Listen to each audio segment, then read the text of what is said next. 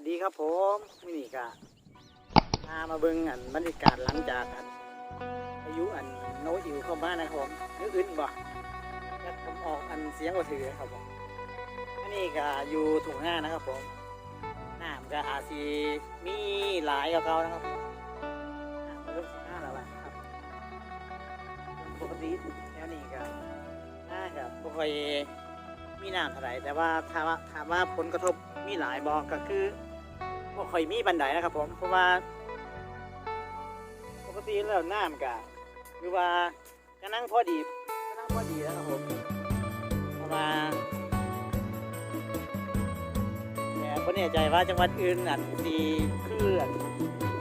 อยู่ศรีสะเกษบ่ครับผมนี่ก็น้ำจะมีคนมาใส่โตงใส่หยังหลายอยู่ครับผมเป็นวิถีชาวบ้านเนาะแล้วก็ใส่เห็นบ่ครับผมก็เห็นบ่ครับผม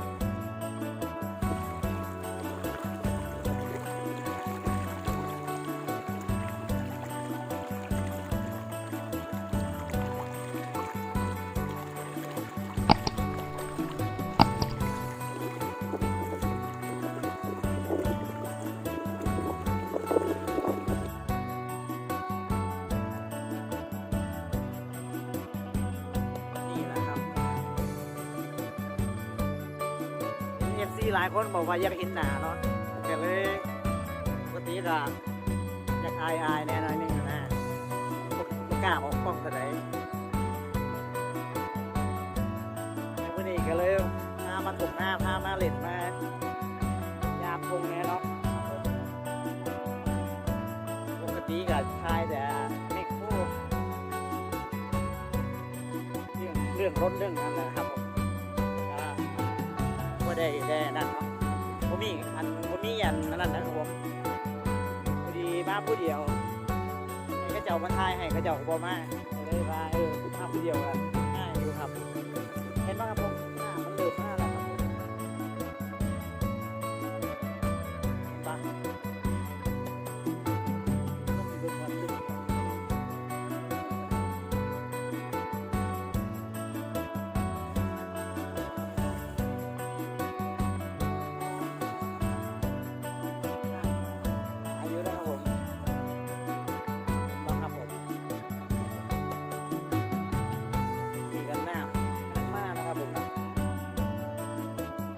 แบบลากกันแค่หน้าครับผมคือ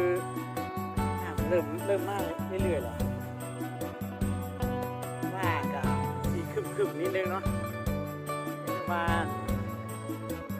มันคืออิทธิพลแบบพายุลูกนี้ในตอนนี้นะครับผมที่แบบว่าไม่ได้จางเนาะนี่การฝนตกเล็กๆน้อยๆนะเป็นวันหลายแต่ก็ถ้าตกตรงนี้ก็ถือว่า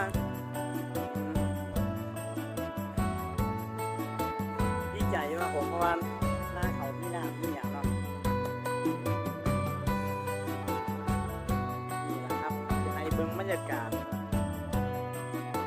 นะครับผมมานี่เพราะว่าบรรยากาศ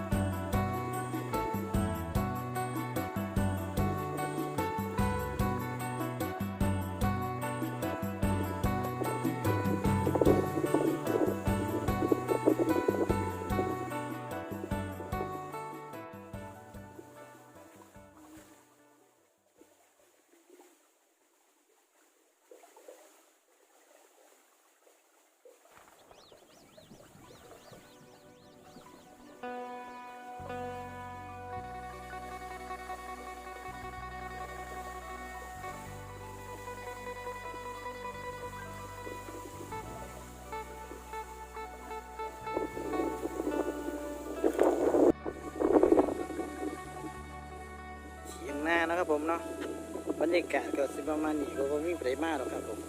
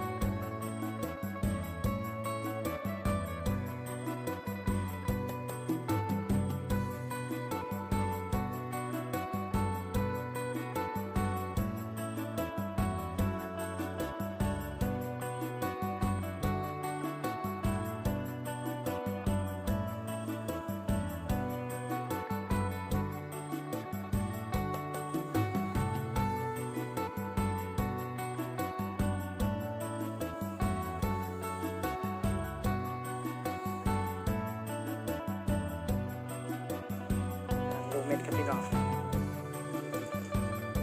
ฝนมาอีกแล้วครับผมแต่ว่าผมมาหลายดอก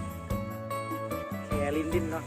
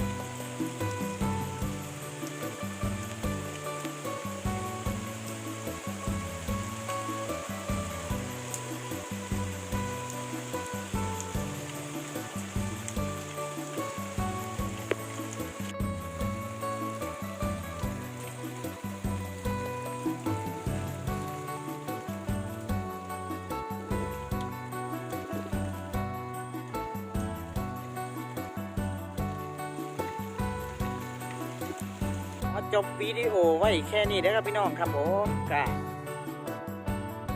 สวัสดีครับผมฝากกดไลค์กดแชร์กดติดตามแน่ด้วยครับผมเพื่อเป็นกำลังและกำลังใจในการเฮ็ดวิดีโอเท่าต่อไปนะครับผมแล้วก็ฝากกันกดกระดิ่งยังนะครับผมเพื่อบ่พลาดคลิปต่อไปนะครับผมครับสวัสดีครับผมครับ